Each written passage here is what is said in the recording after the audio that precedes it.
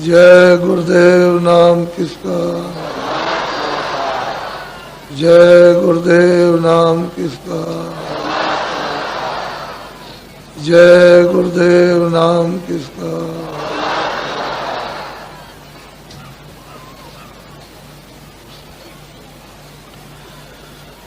सतगुरु सतनाम तुमको लाखों प्रणाम।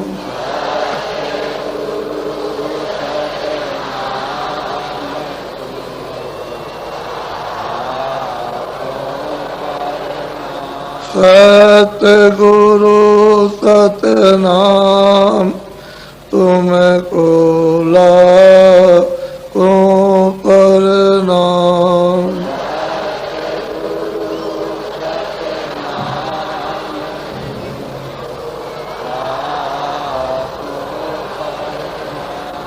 कोटिन सूरज चांद सितारे,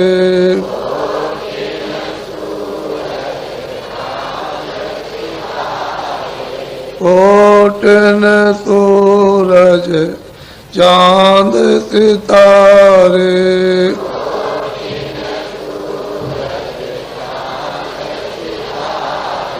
रोम रोम में करें उजारे,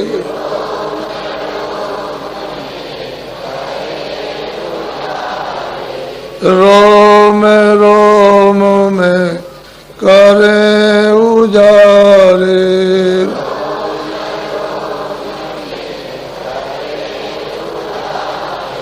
सतपुरुष करतार तुमको लाखों प्रणाम।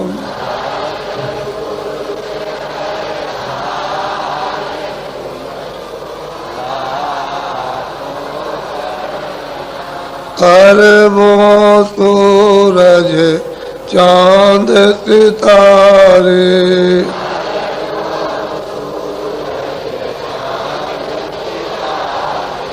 अरबों सूरज चांद सितारे,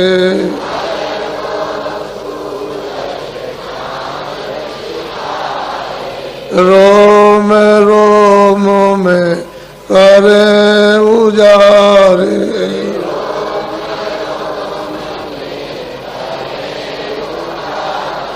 रोम रोम में करें उजारे।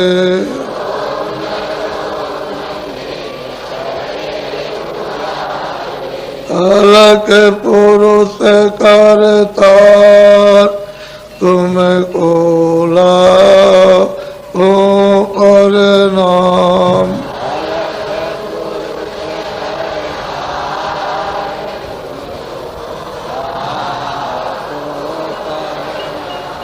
अरबों सूरज चांद सितारे,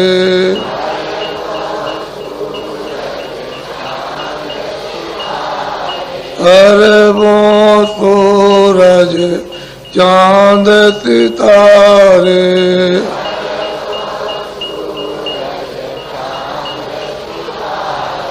रोम रोम में करें उजारे,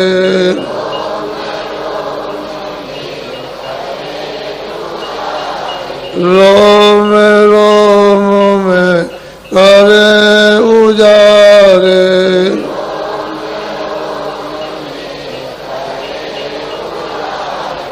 अगम पुरुष करतार तुमको लाखों प्रणाम।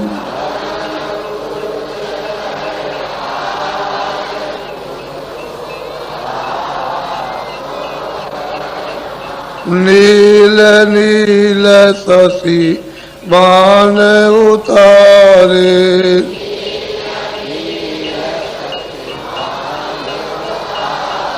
नील नील शशि बाण उतारे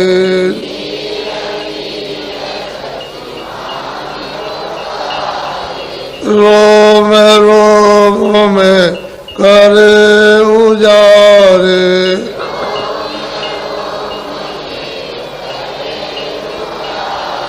रोम रोम में करे उजारे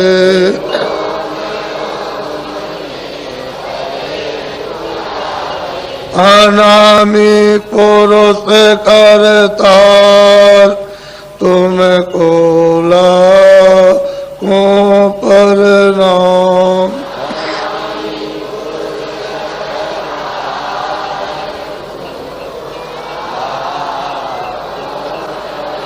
अनामी पुरुष करतार तुमको लाखों प्रणाम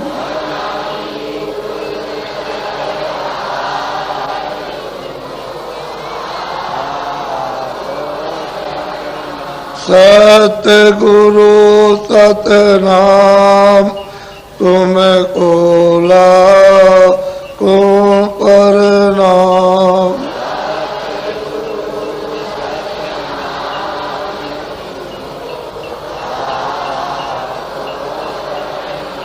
तुमको लाखों प्रणाम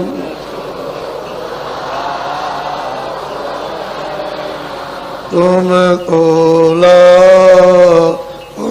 प्रणाम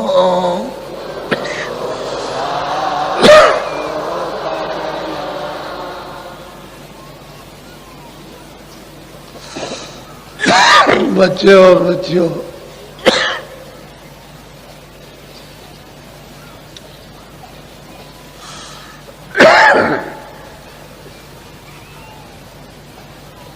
और बच्चियों जिस स्थान पर आप रह रहे हो यह स्थान काल का देश है यानी मृत्यु लोक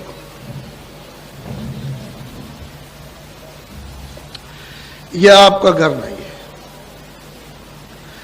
आपका देश नहीं है आप यहां रह नहीं सकते हो तो आप अपने घर में चलने की तैयारी करो क्योंकि दूसरे के सामान को छोड़ो और अपना सामान पकड़ो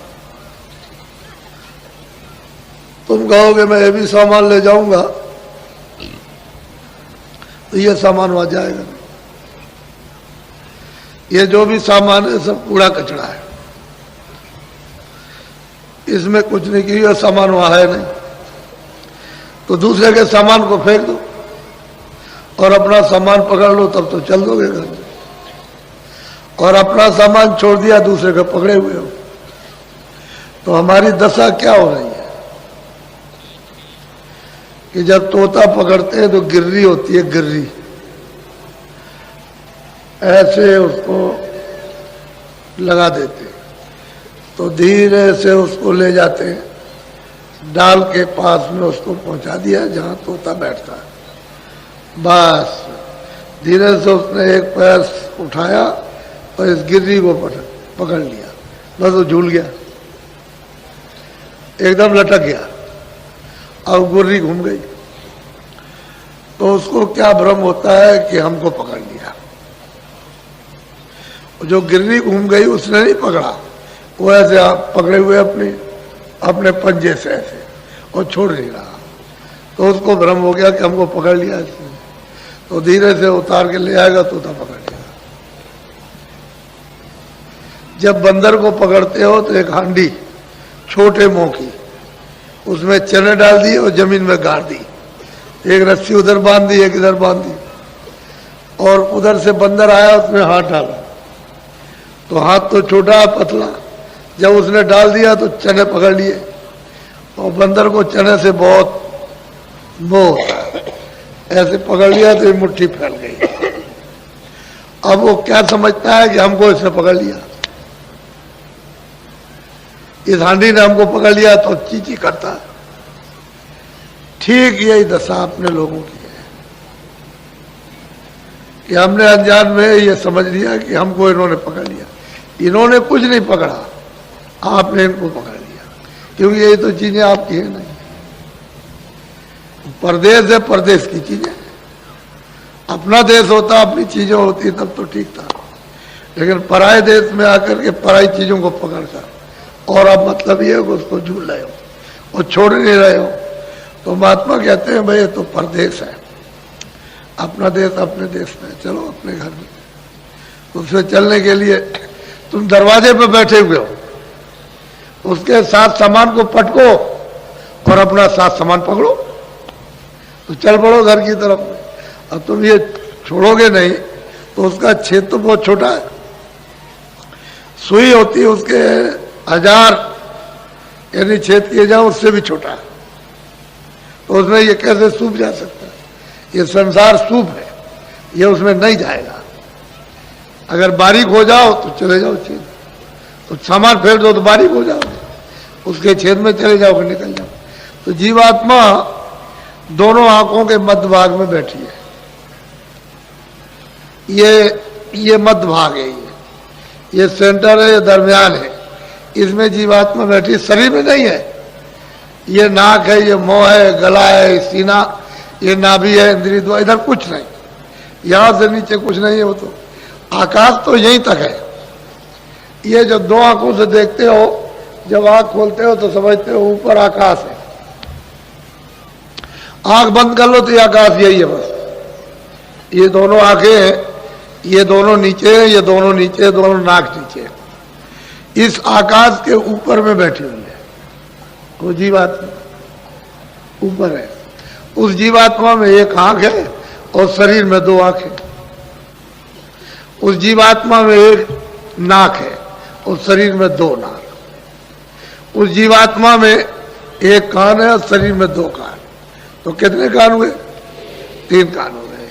अब यह है कि 3 कान है, 3 आंख है, 3, ये तो मोटी चीज है। ये तो ऐसी पराविद्या थी सनातन कि सब लोग उसको जल्दी से यानी जैसे ही जन्म लिया वैसे ही सीख लेते थे। अब इस पराविद्या को सिखाने के लिए कितनी मेहनत, क्यों ऐसी मेहनत पड़ती है कि जब आए थे पैदा हुए तुरंत, तो तुमने उस रामायण को नहीं सुना कि जब तुरंत अपनी विद्या को पकड़ लिए, देर नहीं लगी। जैसे ही बाहर मां के गर्भ से आए वैसे सामने उस विद्या को पकड़े हुए थे। तो कहते हैं कि भाई उस समय पर तो तुम्हारी उम्र लाख बरस की थी,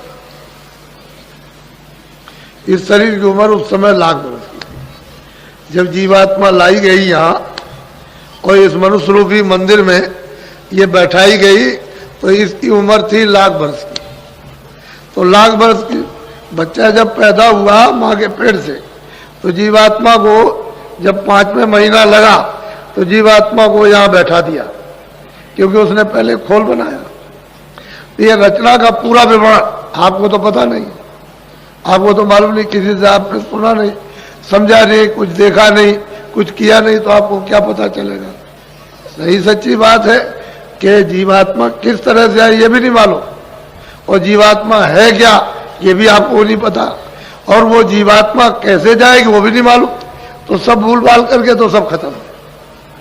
लेकिन जो हमारी सनातन पराविद्या ईश्वरीय आध्यात्मिक योग विद्या थी वो तो प्राय सबकी, सब लोग।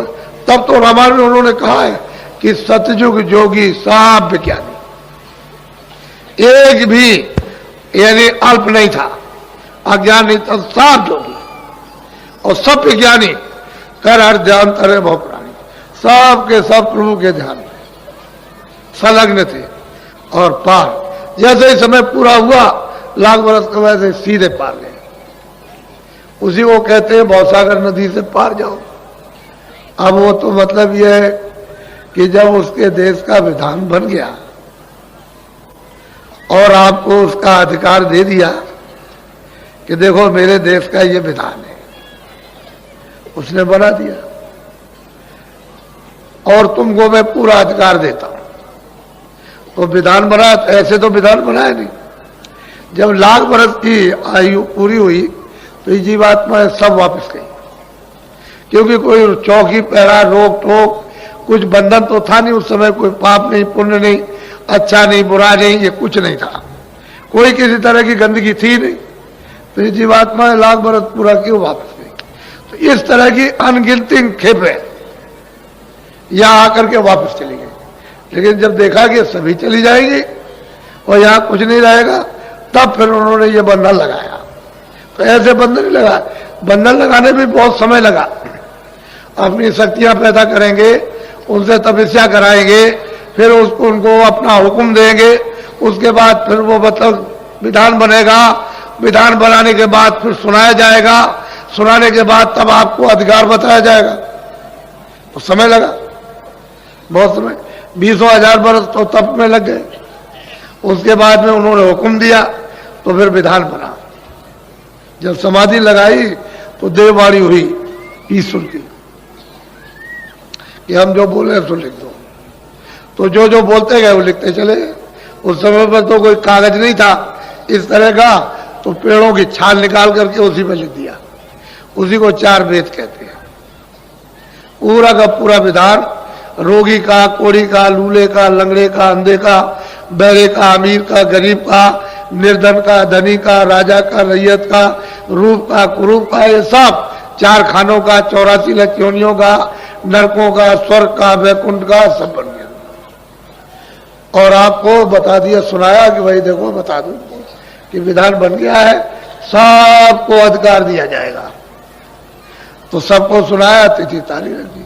और अधिकार क्या? 2 चीजें थी, एक तो पाप था, एक पुण्य था, एक अच्छा एक बुरा। उन्होंने कहा देखो ये अच्छा है बुरा, तुम सत्य बोलो असत्य बोलो तुम्हारी मर्जी, आंखों से अच्छा देखो बुरा देखो तुम्हारी मर्जी, कान से अच्छा सुनो बुरा सुनो तुम्हारी मर्जी, बुद्धि से अच्छा विचार करो बुरा करो तो तुम्हारी इच्छा की बात। हमारी तरफ से पाप पुण्य में कोई भी रोक टोक नहीं है कि ये मत करो ये करो। ना हम पुण्य में रोकेंगे ना पाप में रोकेंगे। तो आपको पूरा अधिकार मृतलोक में दे दिया। इतना अधिकार दिया ईश्वर के पास, यानी गाठ के पास, खुदा के पास भी अधिकार नहीं है जो आपको मृतलोक में उसने अधिकार दिया। अब इतना अधिकार दे दिया और आपको मतलब ये है कि दे करके तिथि तारीख रखकर जब निकल गई तो अब इस बात का है कि पहले तो पुण्य भी नहीं था, तो जब पुण्य नहीं था तो उसकी गंदगी क्यों जमा हो? तो पाप तो था ही नहीं, तो पुण्य भी नहीं था, तो पाप और पुण्य। अब यह है कि पुण्य है तो पुण्य की भी गंदगी जमा होगी, बोझा जमा होगा, तैयार होगा। और पाप का भी, तो कभी पाप कभी पुण्य, कभी पाप कभी पुण्य। पहले तो आप बुरा काम करते नहीं थे, सब अच्छे काम, कितने युगों तक अच्छा काम करते रहे। लेकिन सवाल इस बात का कि पुण्य का भी बोझा जमा हो गया, अब उसका भी फल आपको पाना। पहले ना पुण्य का था ना पाप का था। फिर कभी आपसे बन गया अधिकार, आपको मिला तो आपने कभी 1 झूठ बोल दिया, कभी 2 झूठ बोल दिए, कभी 4 फिर झूठ बोल दिया, कभी धोखा दे दिया, कभी बेईमानी कर ली, ऐसे कभी कभी तो वो भी जमा हो गया। ऐसे जमा होते जब आपकी लाख बरस की उम्र है तो उसमें पता नहीं क्या क्या हो जाएगा। तो ये पाप पुण्य सब मिश्रित हो गए तो बोझा। लेकिन जब तुम्हारे ऊपर कोई बोझा नहीं था, पाप पुण्य का कोई विधान नहीं था, पूरी स्वतंत्रता थी, स्वाधीनता थी कि जब चाहो उसके पास जाओ, जब चाहो लौटे आओ, दिन में 100 बार जाओ, 100 बार लौटे आइए उसके पास। लेकिन जब ये अधिकार दे दिया तो रोक टोक क्यों हुई कि ये पाप पुण्य, ये अच्छा ये बुरा, अच्छा बुरा, भाई यही से बंधन पड़ेगा। तो बंधन पढ़ते पढ़ते पढ़ते पहले तो आंख खुली थी, कान खुले थे, देववाणी सुनते थे, सब लोग सुनते थे, आंख खुली थी, यानी तीसरी आंख, तीसरा नेत्र सबका खुला था। कोई ऐसा नहीं था जिसका बच्चे बच्चे का खुला ना हो, सब आते जाते थे। यहां से स्वर्ग भी देखो, वैकुंठ भी देखो, इसको ईश्वर को भी देखो, पार ब्रह्म भी देखो, और मतलब यह है कि ऊपर चले जाओ। और अब मतलब यह है कि आप बंधन पड़ गया। तो जब बंधन पड़ा तो फिर आप बंधे। अब यह है कि उसने ये कहा कि देखो भाई अच्छा बुरा जो भी करोगे, हमने उसके लिए योनि बनाई, 4 खाने सेंट्रल जेल खाने बना दिए, 4 खानों के, अंडज पिंडज उपमज अस्थावर, ये 4 बड़े जेल खाने, और छोटे छोटे जेल खाने 84 लक्ष, ये मैंने जेल खाने बनाए। तो मैं इसमें से इसमें बंद करूंगा। अगर तुम ये काम खराब करोगे ये तो हम बंद करेंगे इसको, इसलिए महात्मा घूमते रहेंगे, बताएंगे सब जगह कि देखो ये अच्छा है, ये बुरा है, इस बुरे काम को मत करना, अच्छे काम को करना, ये अच्छा बुरा। तो आप लोग सचेत और होशियार रहते थे कि मैं बुरा काम नहीं करना, सब अच्छा करना। फिर उस अच्छे करने से मन बुद्धि और चित्त जब पवित्र निर्मल रहता था, तब ये कहा था कि भाई महात्माओं के पास चले जाना, वहां से तुमको रास्ता मिल जाएगा। तो आप उनके पास जाते थे, रास्ता लिया और चल दिया। लेकिन अब तो रास्ता बंद हो गया, क्योंकि उनके पास जाओगे नहीं। फिर आप मन बुद्धि चित्त को इसको पवित्र न करके गंदगी लाद लोगे। तो जब गंदगी आपने लादी अपने ऊपर में, तो मेरी तरफ ये देखो, ये जीवात्मा बैठी हुई है, तो इसका हृदय इधर तो है नहीं कि भाई इतना सा हृदय हो। जितना सारा संसार है, ये सारा विश्व, जितना इस विश्व का आकाश है, उसके लाख हिस्से, यानी बड़े बड़े इसके और कर दिए जाए, उससे भी बड़ा है। इतना बड़ा इसका ये हृदय, ये इसको दिल कहते हैं, हार्ट कहते हैं। ये जीवात्मा का, सूरत का, रूह का, सोल का हार्ट ये। तो इसमें कूड़ा कचरा आपने जमा कर लिया। अब कूड़ा कचरा ऐसी जगह जमा किया कि न तो इधर आगी जाएगी, न पानी जाएगा, न तलवार जाएगी, न कोई तीर जाएगा, न कोई जहर जाएगा। ऐसी जगह उसने जमा कर रखा। और आप ये सोच रहे हो कि शायद हो सकता है, शायद हमारा पाप धुल गया होगा। ऐसे धुलने वाला कहां? जिसने ये सब विधान बनाया वो ऐसा होशियार, ऐसा उसको ऐसे ही होशियार, वो छोटा मोटा कारीगर नहीं है, वो बहुत बड़ा कारीगर। तो जीवात उसने भी बड़ी तपस्या की, बहुत तपस्या की उसने। तपस्या करते करते तब सत्पुरुष प्रसन्न हुए।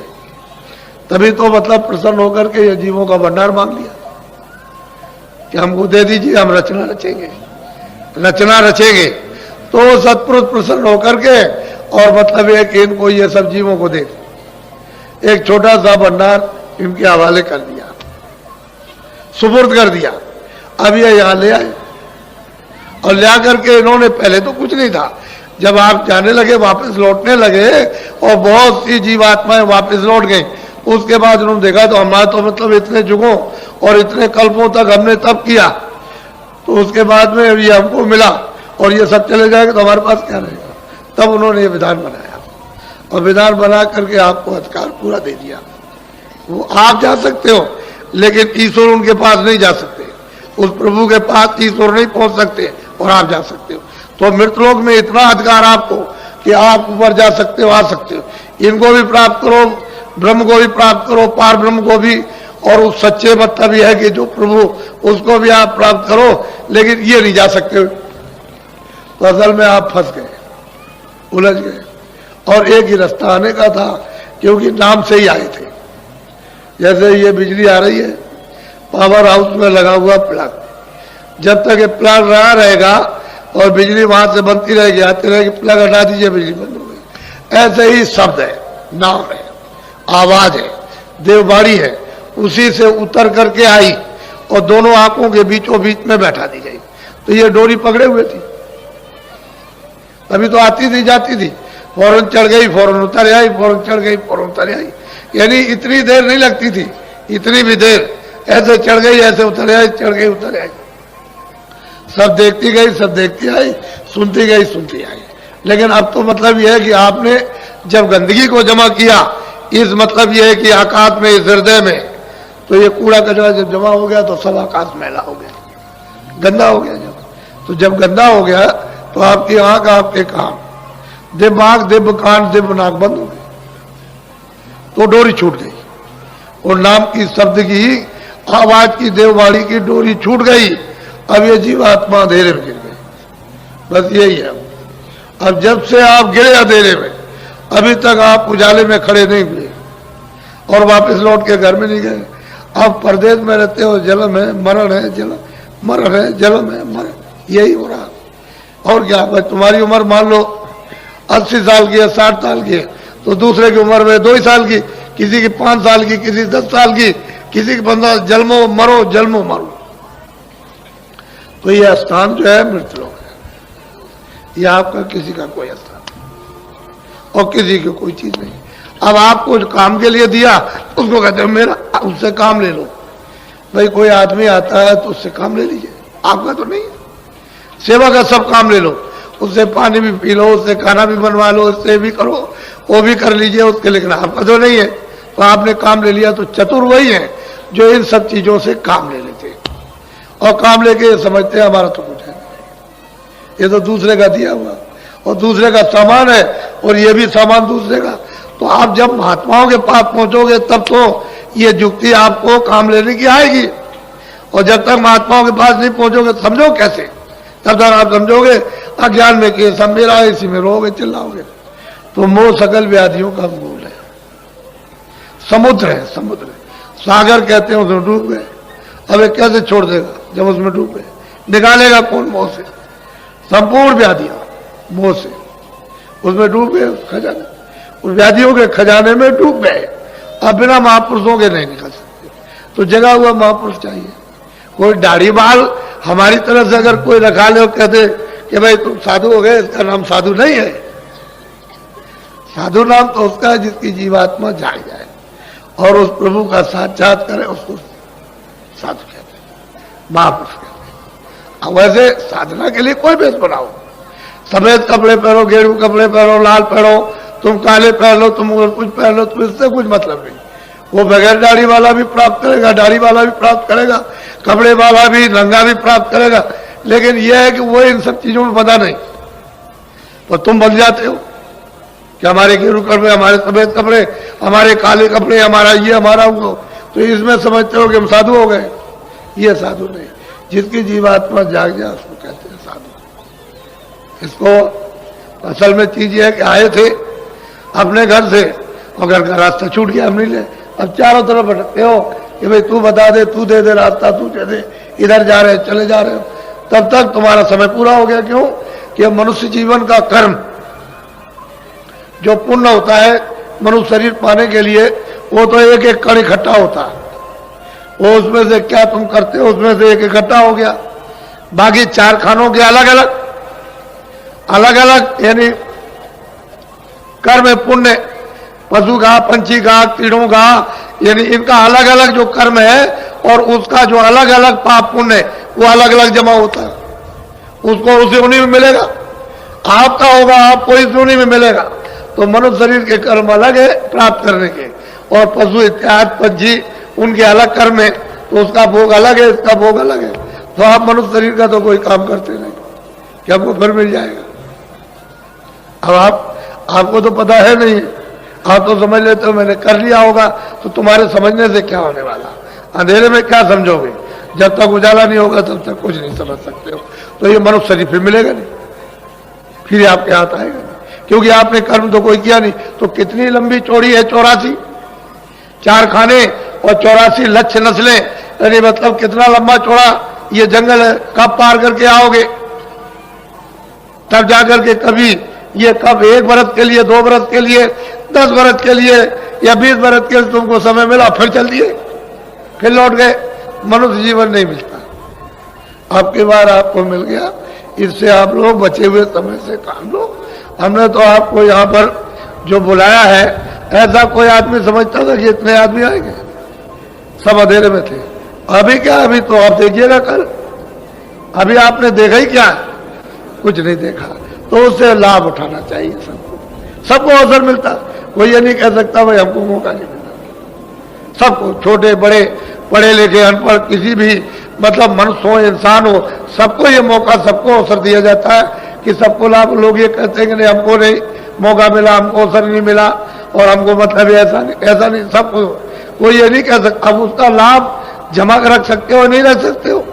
चीज दी हुई तुम्हारे पास, ये झोली है कि नहीं जिसमें तुम रखो, लेना आता नहीं है, दे दिया जाए तो फेंक देते हो ऐसे करके, तो फिर कोई क्या करेगा? वो तो सबको मौका देता, यह अवसर सबको मिलता है। तो असल में मनुष्य अनमोल शरीर प्राप्त किया और दरवाजे पे बैठे हुए, बिल्कुल सामने स्वर्ग है, सामने ही बिल्कुल बैकुंठ है और दरवाजे बैठे हो, और मतलब इधर अंधेरे में बैठे हो। तो तुम कम से कम इतना तो करो कि अपनी जीवात्मा के ऊपर में मैल है, जो गंदगी जमा है जिससे कि वो बंद हो गई, तो उसको तो साफ करा लो। थोड़ी सी, कुछ तुम भी मेहनत करो, कुछ जो बता रहा है, जो रास्ता चलाएगा, कुछ वो मेहनत कर देगा। तो दोनों की मेहनत से अतिशय रगड़ करे जो कोई, अनल प्रगट चंदन से हुई।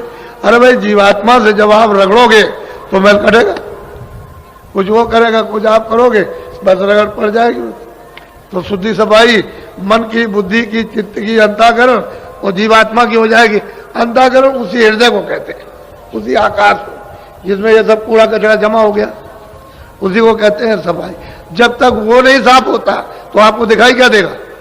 आप तो दरवाजे में बैठे हो और शरीर के बाहर बैठे हो, कोई शरीर के अंदर नहीं हो, लेकिन कूड़े कचरे की वजह से, यानी मतलब यह है कि दब गए, अब नहीं छोड़ सकते उस पर्दे को, कि उसने और आप दोनों का पर्दा एक मिल गया, जमा हो गया। अब इसका उससे संबंध, उसका इसके, तो दोनों का संबंध हो गया, बीच में वो दब गई। तो जीवात्मा तो चेतन है, वो तो जड़ है नहीं, उसमें तो आंख भी है, कान भी है, नाक भी। अब ये शरीर में काम लेने के लिए शरीर के कान है, शरीर की आंख है, शरीर की नाक है। अगर ये नहीं रहेगी तो मतलब ये है कि आप मतलब क्या देखोगे, क्या सुनोगे और क्या सूंघोगे। तो उसने बाहर से भी सुराग रखे ताकि बाहर की चीजों का बोध हो जाए, इसलिए चीज आपके पास सब कुछ है। उस दिल की उस आंख की जब हो जाती है तो देखो किस तरह से वो आकाश चमकता है। ये सूरज की रोशनी कुछ नहीं, आपको तो इसका ज्ञान है नहीं है कि भाई ये जीवात्मा में कितनी रोशनी है, कितना इसमें प्रकाश है। ये हजारों सूरज इस पृथ्वी पर उगा दिए जाएं और ये यहां जाग करके खड़ी हो जाए तो ये सब सूर्यों का प्रकाश इस जीवात्मा के प्रकाश में छुप जाएगा। उस दरवाजे पर तुम बैठे हो और सब लोग बैठे उसी दरवाजे पर, लेकिन अब भेद न जानने के कारण, पता न होने के कारण आप मतलब दबे पड़े हुए हो। अब कोई जानकार अगर मिल जाए जो निकल गया, वो अगर मिले तो आपको निकाल ले, वो तो मिलता नहीं कहीं, इसलिए तुम भटकते हो और बस मतलब ये सोचते हो कहाँ मिलेगा, इधर उधर भगे, उधर भगे, उधर भगे। तो इसलिए आज ये पहला दिन है, ये प्रथम, आज 25 है, मतलब ये आपके ये फरवरी है, आज से ये शुरू हो गया। तो आप लोग बड़ी सावधानी से आओ, जितने भी अपने यहाँ प्रबंधक है, कर्मचारी है, मतलब ये ऐसे तो हमारा मन किसी से खराब नहीं, कोई किसी से भी खराब नहीं। अब आपका मन खराब हो जाए तो क्या हो, लेकिन हाँ ये नए नए लोग आते हैं तो क्या चाहते हैं कि भाई कोई जगह मिल जाए, क्या चाहते हैं कि भाई चलो गंगा स्नान करेंगे, थोड़ा बहुत पानी मिल जाए, चलो वहाँ 2, 4, 5 दिन 10 दिन रहेंगे। तो असल में चाहते हैं कि भाई दूर से आए हो तो आप थोड़ा बहुत एक दूसरे की सेवा, वो आपकी सेवा करेंगे। आप ये नहीं है कि आप ये समझते हो मैं यही रहने वाला ही मैं सेवा करूंगा, नहीं, वो जो आए हैं वो भी आपकी सेवा करेंगे, लेकिन जरा उनको बैठ तो जाने दीजिए। आप बैठने नहीं दोगे उनको तो आपको क्या इसका बोध होगा कि ये क्या करते हैं और हम क्या करते हैं। तो आपकी सेवा भी पता चल जाएगी और इनकी सेवा का भी अनुभव हो जाएगा, तो दोनों की सेवा मिल जाएगी। उसी में हो जाता है मोहब्बत प्यार। अगर ये मोहब्बत प्यार न होता तो ये आपको रूप दिखाई नहीं देता। तो कोई बात तो जरूर है, कोई चीज है तभी तो ये बात देखने को मिल रही है। तो ये देखो अभी चले आ रहे हैं, अभी तो बेचारे तांता लगा हुआ है, आ रहे जगह खोज रहे, सामान कहाँ रखे हैं, तो आप लोग मदद कीजिए। इन बेचारों को कहाँ मालूम है कि कौन सी काली सड़क है, कौन सी मतलब है कि संगम की सड़क है, कौन महावीर की सड़क, कौन किले की सड़क है। तो थोड़ा बहुत आप इनको बता दीजिए कि भाई इस सड़क पर चले जाओ, इस सड़क पर चले जाओ, तो ये अपनी जगह पहुंच जाएंगे और वहाँ अपना बिस्तर बोरी बिस्तर रख लेंगे। तो फिर उसके बाद में ठहर करके तब एक दूसरे का संगम होगा, समागम होगा। पहले तो सब लोग एक दूसरे की मदद, एक दूसरे की सेवा करो। असल में ये थोड़े दिन का हालात, इसको कहते हैं क्षणिक आनंद। अभी तो तुम दुख में फंसे हुए रो रहे हो, चिल्ला रहे हो, परेशान हो, तुम सोचते हो कि दवा से ठीक हो जाएंगे, हमको सुख मिल जाएगा, आराम मिल जाएगा। तो उसमें कहोगे हमने आपको धन से मिल जाएगा, उससे भी मिलने वाला है ही नहीं। कहोगे मकान से मिल जाएगा, कुछ नहीं, बाल बच्चों से मिल जाएगा, इनसे मिलेगा, उनसे विद्या। अगर मिल गया होता तो फिर लोग क्या चिल्ला पड़ते कि हमको मिल गया। राज करने वाले कोई सेठ साहूकार, कोई खेती वाले, अगर इनको कुछ मिलते सब चिल्लाते, लेकिन वो कहते हैं इसमें है ही नहीं। जब इसमें आनंद है ही नहीं, इसमें सुख है ही नहीं है, इसमें आराम ही नहीं, सुबह से लेकर शाम तक परेशानी। तो मेहनत तो आपने की है शारीरिक, लेकिन उसका फल आपको कुछ नहीं मिला। क्यों? कि आपने उस मेहनत का दुरुपयोग किया। अगर सदुपयोग कर लेते तब तो आपको क्षणिक आराम, आपको क्षणिक आनंद मिल जाता, लेकिन आपने उसका सदुपयोग नहीं किया, दुरुपयोग कर लिया, तो इसलिए सबको दुख है। कोई आदमी ऐसा नहीं है जिसको बेचैनी ना हो, लेकिन अब यह है कि वो महात्मा फकीर मिले तभी तो हो सकता है, ऐसे नहीं होगा। तो ये मनुष्य रूपी मंदिर में दोनों आंखों के बीचों बीच ये जीवात्मा बैठी है और उसमें तीसरी आंख है। कैसे आप नकार सकते हैं कि तीसरी आंख नहीं है? अगर नहीं होती तो रामायण झूठी हो जाएगी। ये जो और किताबें धार्मिक है वो फकीर महात्माओं की सब झूठी हो जाएंगी, लेकिन वो तो चीज है। जब है चीज तो फिर यह है कि आपको भी मिल सकती है। ऐसा क्यों कहो कि हमको नहीं मिलेगी? मिल जाएगी, लेकिन जिसके पास वो चीज होगी दे देगा आपको। उसकी आपको प्रतीक्षा करनी, उसके पास तक पहुंचने की जरूरत है। उसके पास तक पहुंच गए तो चीज मिलेगी, जिसके पास जो चीज होगी वही देगा। इसलिए आप लोग दूर दूर से चल करके आए और चले आ रहे हो, और ये निरंतरता था आज और कल, दोनों दिन पूरा लगा रहेगा। इसको ऐसा मत समझिए ये महामानव कुंभ लगने जा रहा। हम आपको इसी मैदान में आपकी दृष्टि के सामने दिखा देंगे कि ये बता देंगे कि ये पुल से लेकर और यहां तक कोई जगह नहीं रह गई। ये इसको आप ध्यान में रखिए, आपके सामने ये चीज आ जाएगी। और मुझको देखिए, मुझे तो कोई घमंड नहीं, मैं तो आपका सेवक हूं, हमेशा सिर झुकाता रहता हूं।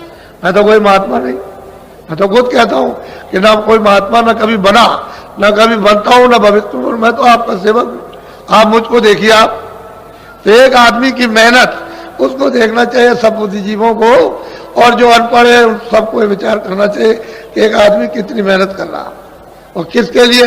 कि भाई तुम्हारी जीवात्माओं का भी कल्याण हो जाए और शरीर का भी तुम्हारा, जब तक इसमें जीवात्मा रहे उसको लाभ पहुंच जाए। तो आप शरीर का भी लाभ नहीं, और जीवात्मा तो खड्डे में जा ही रही। वो तो चारों खानों में सीधी उसने रास्ता आपने खोल लिया, सीधी नरकों में जा रही है। तो आपने नरक देखे? आपको तो पता भी नहीं, मालूम ही नहीं नरकों में आपको क्या होगा। लेकिन किताबें जिन्होंने देखा वो झूठी नहीं है, वो अपनी जगह पर उन्होंने जो कुछ देखा वो किताबों में लिख दिया, लेकिन देखने वाले के पास आप नहीं पहुंचे जो आपको बता देता कि देखो ठीक है ये असल चीज है, सब चीजें हैं। तो स्वर्ग के दरवाजे में बैठे हो, उधर तो उसका नाका है, इधर मतलब उसकी ये इधर की सीमा, तो दोनों के दरमियान में जीवात्मा बैठी हुई है। और कूड़ा कचरा गंदगी को जल्दी से जल्दी हटाओ, तो पहले तो शुद्धि करो इसकी, शरीर की शुद्धि। आज अभी आपको आदेश मिल जाएगा, वहां चलो, वहां स्नान करो और गंगा जी देवी जी के सामने ये प्रार्थना करो आप कि आज से हम सदा जो बाकी शेष जीवन हमारा जाएगा वो शाकाहारी होगा, शाकाहारी। ये प्रार्थना गंगा जी में आज से आपको करना है, तब तो आपके मानसिक यानी मतलब है कि वो फल आपको ये प्राप्त हो, फिर आध्यात्मिक फल प्राप्त हो जाए। आप अगर इसका उल्लंघन करोगे तो बच्चा कैसे काम हो जाएगा? उसी उल्लंघन की वजह से तो ये दशा हो रही कि कितने युग और कितने कल्प अनगिनत बीत गए, तब से यहाँ बराबर तुम मतलब मार खा रहे हो। कोई तुम्हारी रक्षा, कोई हिफाजत, कोई संभाल करता, कुछ नहीं, कोई किसी का पूछने वाला नहीं। चाहे जैसे भी काटे जाओ, पीटे जाओ, मारे जाओ, चाहे उधेड़े जाओ, कुछ किया जाए, लेकिन कुछ नहीं है, कौन सुनने वाला? पहले सोच लो आप। अभी मैं आपको सब समझा लूंगा और सब कुछ करा लूंगा, घबराने की जरूरत नहीं है। तो अभी वहां जब आदेश मिल जाएगा तो वहां पर जाना, स्नान करो और वहां नहाते रहो, देवी जी की तरफ देखते रहो और देखते रहो। कह तो बस अब हम आपसे शाकाहारी, आप में स्नान करते हैं और अब हमारा जीवन शाकाहारी अब शेष जाएगा। शाकाहारी जीवन, अनाज है, सब्जी है, फल है, दूध है, घी है, मक्खन है, अच्छे कपड़े हैं, अच्छा मकान, इन सब चीजों को सेवन करो इस शरीर के लिए, क्योंकि शरीर तो तुम्हारा है नहीं, ये तो किराए का मकान है, ये आपका तो है नहीं है। जो आप गरूर करते हो कि मेरा, आपका ये नहीं है। आप तो दूसरे के मकान में थोड़े दिन के लिए रखे गए हो और उसने कहा देखो मेरे मकान को यानी मतलब सुरक्षित रखना, तोड़ना फोड़ना नहीं। अंधा बहरा लूला लगड़ा मत करना, तुम रोगी इसको मत करना, स्वस्थ रखना। इसको खाना भी दो, कपड़े भी दो, दवा भी दो, सब कुछ दो, इसको निरोगी रखो और इसमें जो जीवात्मा बैठे उसे जगा लो, इसी के द्वारा उसको पहुंचा दो अपने घर में, अपने देश में, अपने वतन में, अपने प्रभु के पास, वहां पहुंचा दीजिए। तो तुमने आपने रामायण में सुना लिखा है कि एक अनिया नामा अंग सच्चिदानंद प्रभु धामा, वो तो मतलब ये वो है, और तो आप रामायण को भी नहीं समझ पाते हो, तो बताओ कैसे, फिर कैसे आप समझोगे?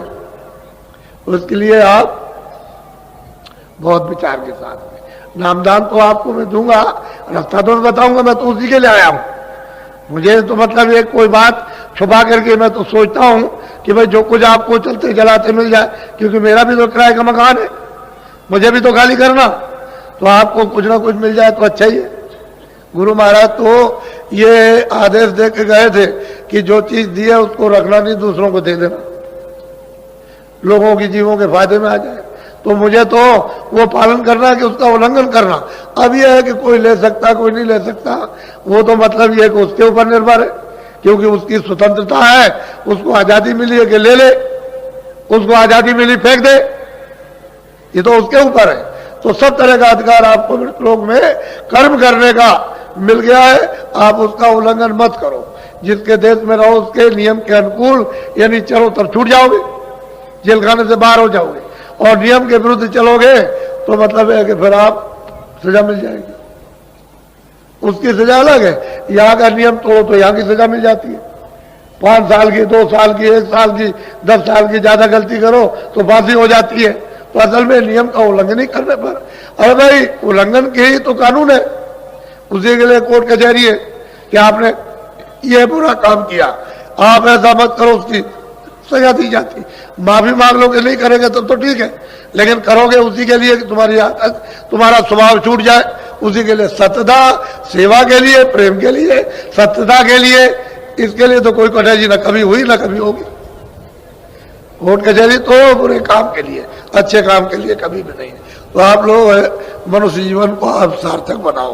तो पहले तो मैं एक भजन कराऊंगा, क्योंकि मेरा काम तो भजन कराने का, असली काम दोनों काम ले लेना, कि ये भी शरीर के लिए भी लेना और भजन भी कराना।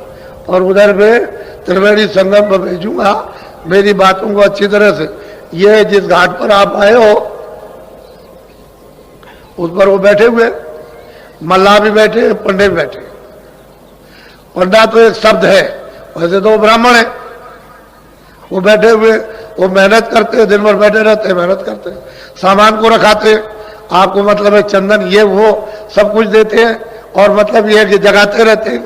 तो आप मतलब मल्लाह नाव ले जाते हैं, ले आते हैं बरसात में, तो आखिर इनकी उतराई तो थोड़ा बहुत उनको भी देते हैं, क्या बात है। अरे भाई रास्ते में तांगे में बैठोगे, इसमें बैठोगे तो थोड़ा बहुत उसको भी कि भाई मेहनत किए, चलो भाई तुम्हारी मेहनत करें तुम। तो सब जगह अपनी अपनी मेहनत है, वो मेहनत का। रेल में बस में आते हो तो मतलब देकर आते हो, भाई वो भी मेहनत है, वो भी मतलब है कि चलेगा, टूटेगा फूटेगा ठीक हो जाएगा।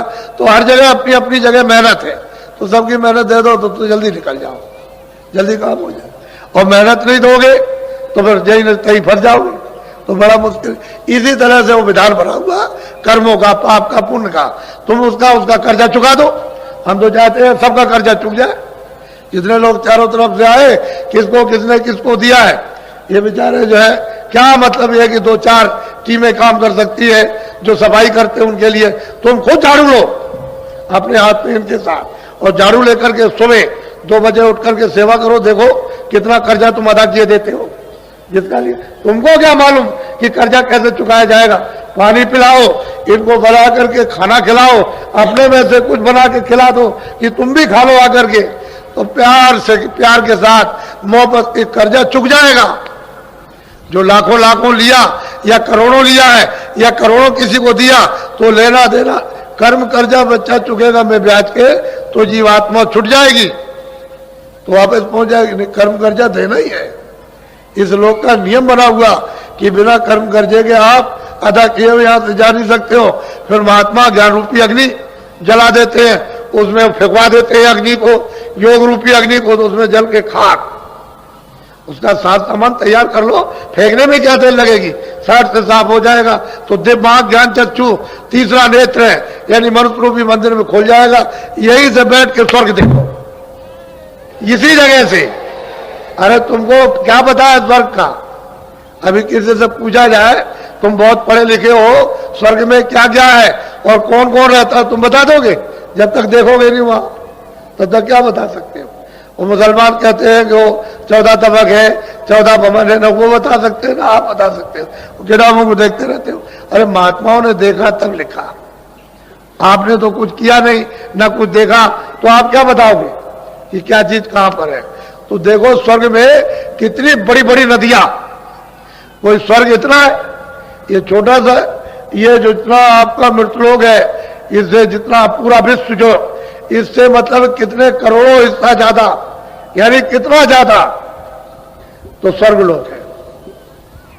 उसमें कितनी बड़ी बड़ी नदियां, ये तुम्हारी सब नदी ऐसे सारे संसार की ऐसे चला दी जाए एक नदी बनाकर, तो वहां इतनी सी मालूम होगी, ऐसी ऐसी बड़ी बड़ी नदियां बह रही। अरे तुम उधर चलो उस रचना की तरफ, उस मतलब ये है कि देवलोक की तरफ में, कि यही से रास्ता जाता है सीधा। जब तुम्हारा ये साफ हो जाएगा तो बच्चा यही से सीधा, अरे भाई जहां दूरबीन जब लगती है तो दूर की चीज पास और पास की चीज दूर, यही से दिखाई देती है। तो तुम्हारे पास तो दूरबीन है ही, आंख की सफाई होने की जरूरत है कि वो मैल चला जाए, गंदगी चली जाए तो दिव्य नेत्र ज्ञान चक्षु खुल जाए।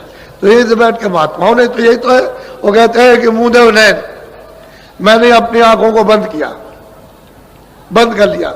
वो स्वामी जी कहते हैं दोनों आंखें बंद कर ली, ये मेरी अंदर की आंख खुल गई, तीसरी आंख, तीसरा नेत्र, दिव्य नेत्र खुल गया।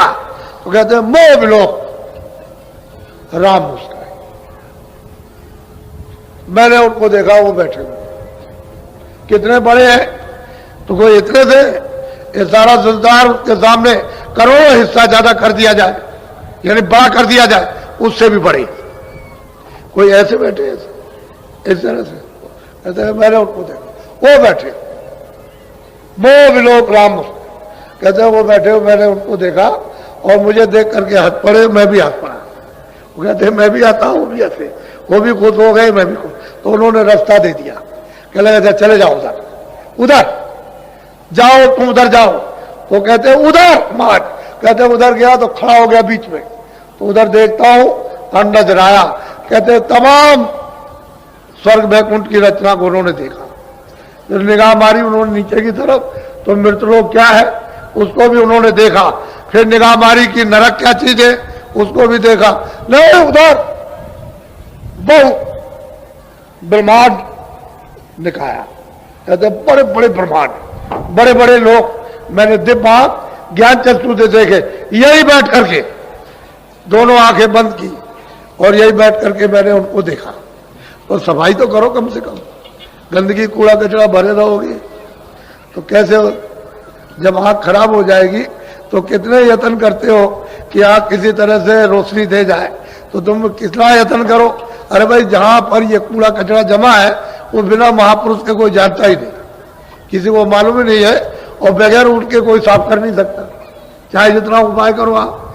तो उनको मालूम है इसकी युक्ति के कूड़ा कचरा किस तरह से ये साफ होगा। तो जब वो रास्ता बता देंगे, दरवाजा बता देंगे तो टालो, थोड़ी सी मेहनत निमित्त मत करो, बाकी तो वही करेंगे, बगैर उनकी मेहनत के काम नहीं होगा। तो थोड़ा निमित्त मत करो कि चलो हम भी करेंगे तो दोनों की मेहनत जुड़ जाए, तो सुलभ हो जाएगा, सहज हो जाएगा, आसान हो जाएगा। तो चीज आपके पास सब कुछ है और आपको सब बताऊंगा, घबराने की जरूरत नहीं। मैं तो सबको देने के लिए आया हूं कि सबको मिल जाए, सबका फायदा हो जाए, सबका लाभ हो जाए। हमको काले पीले नीले और सफेद से ऊंचे नीचे से क्या मतलब, मनुष्य होना चाहिए, उसमें जीवात्मा है ही। जब मनुष्य है, चलता फिरता बोलता देखता तो जीवात्मा, तो उस जीवात्मा का बेचारी का लाभ हो जाए, ये तो चाहता नहीं। इसलिए आप लोग बड़े सौभाग्यशाली हो कि आपकी बार ये अवसर आपको 10 दिन का मिला। ऐसा अवसर आपको 10 दिन का कभी मिलता नहीं, ये बहुत दिनों के बाद पड़ा। और आज से 25 से फरवरी से और 6 मार्च तक जो इतना योग है वो इतना 100 वर्षों में भी नहीं पड़ा। ऐसा ये सुयोग है, शुभ घड़ी है, क्योंकि आध्यात्मिक शुभ घड़ी है वो मतलब भौतिक आपके पत्रा वाली नहीं, पत्रा वाली तो बराबर चलती रहेगी, वो तो बराबर गिरोह का अपना काम चलता रहेगा उसके को लिए। लेकिन ये आध्यात्मिक, ये जो जीवों के लाभ के लिए 100 वर्षों में भी ऐसा नहीं आया इस तरह का। ऐसे तो लाभ प्राप्त करते हैं जो जिज्ञासु रहे, उनको प्राप्त होता रहा, लेकिन सामूहिक लाभ नहीं प्राप्त हुआ। ऐसा जो पढ़ा तो बहुत अच्छा कि आपने सबने दर्शन दिए और आपने इधर आकर के हमको भी देखा, और मैं आपको देख रहा हूं। मैं तो आपको चाहता ही था और पहले ही से बुला रहा था कि आप आओ भाई, असली काम अपना कर लो, नहीं यहाँ तुम्हारा कुछ है नहीं है, किसी का कुछ नहीं है।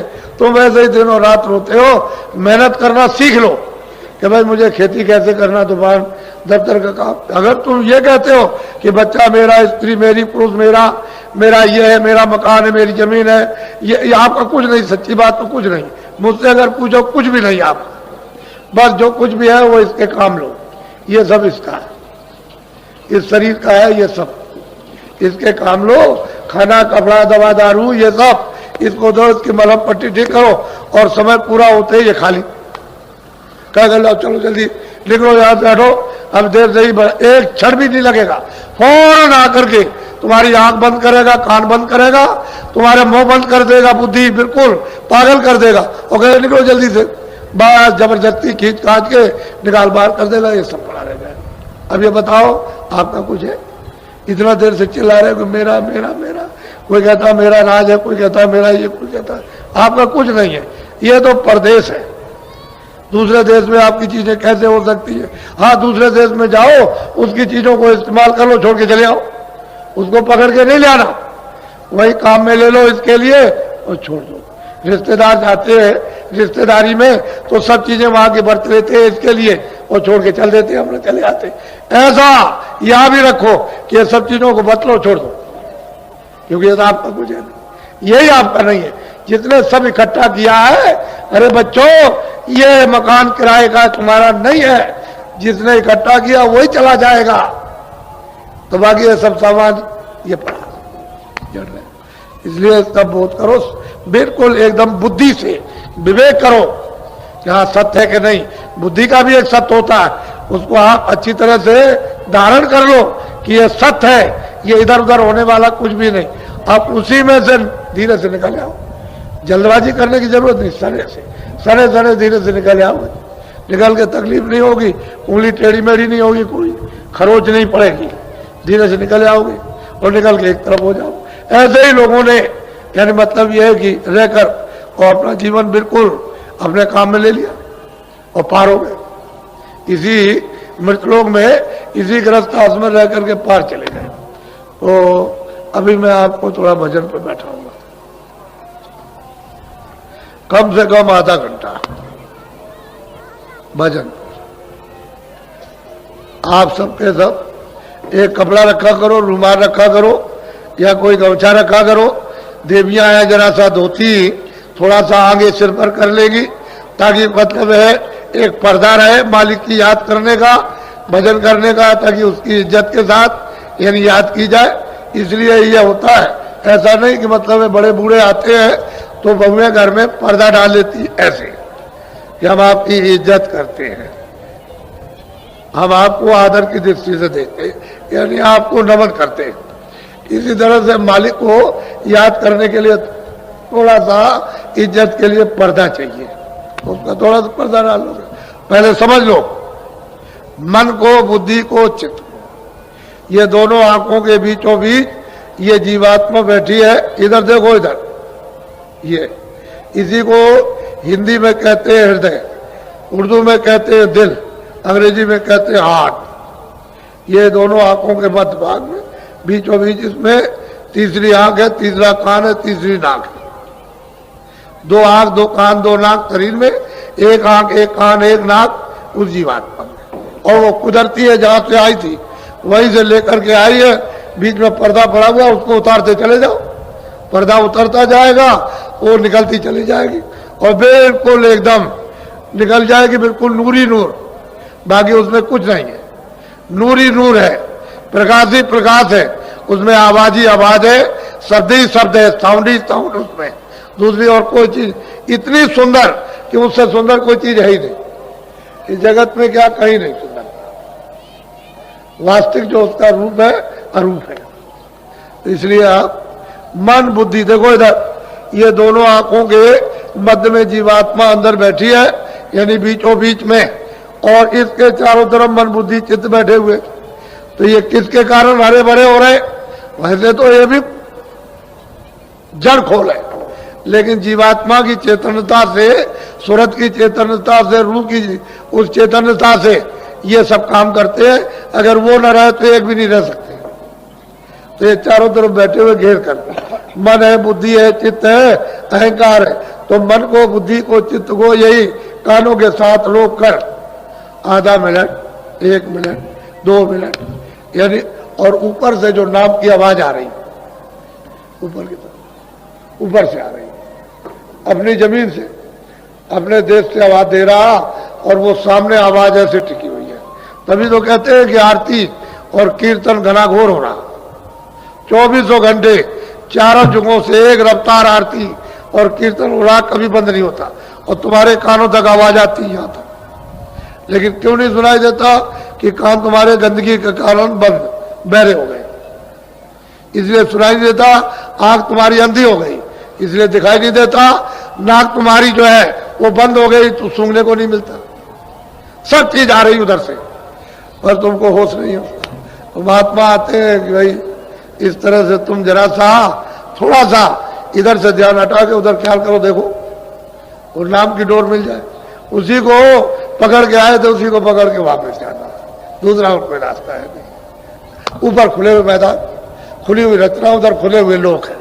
उधर अंधेरा नहीं है, उधर न सूरज निकलता, न डूबता, न दिन होता, न रात होता। उधर ये कोई झगड़ा नहीं, न कोई पाप होता, न पुण्य होता, न कोई दफ्तर है, न कोई खाना, न कोई पीना, न कोई मार, न कोई काट, न धोखा, न बेईमानी, न कोई मल है, न कोई मूत्र है, कुछ नहीं है, न कोई आना नहाना। अरे उधर तो खुली सृष्टि देव, सुंदर, खूबसूरत, ऐसी है कि दिनों रात अगर उसका वर्णन करते रहो तो क्या, कुछ नहीं। इसलिए मैं आपको बैठा हुआ भजन